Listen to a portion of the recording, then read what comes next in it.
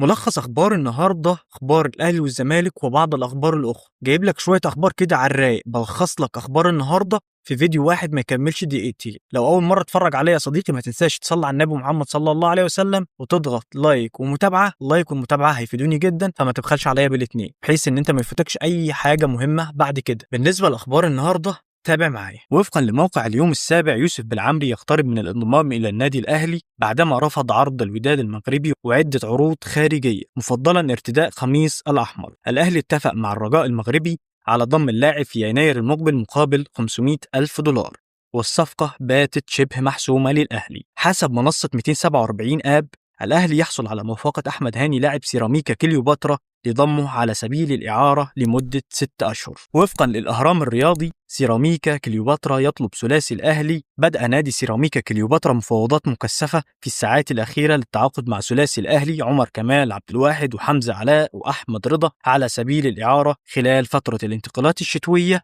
المقبلة. حسب موقع أفريكا فوت، الأهلي تواصل مع وكلاء اللاعب الغيني محمد توريه والملقب بمو توريه، وقد بدأت المفاوضات رسميا بين الأطراف المعنية بعد موسم مميز في الدوري الفنلندي. حسب صحيفة سبورت الأسبانية، الأهلي لا يعارض انتقال حمزة عبد الكريم إلى نادي برشلونة. حسب منصة 247 آب، أفشا يرفض الدخول في صفقات تبادلية ويطلب منحة الحرية لتحديد مستقبله في حال الرحيل عن الأهلي المصري. تقارير، الزمالك يحدد طلباته في ميركاتو الشتاء بضم مهاجم وجناح أيسر ولاعب وسط. عبد الله السعيد ودونكا وأحمد ربيع يقتربون من الغياب أمام حرس الحدود بكأس العاصمة بسبب استمرار التأهيل البدني. تقارير، المقاولون العرب يطلب التعاقد مع محمود جهاد لاعب الزمالك في يناير المقبل. حسب صحيفة سبورت الأسبانية، مواجهة ودية محتملة بين منتخب مصر ومنتخب أسبانيا في قطر خلال شهر مارس المقبل.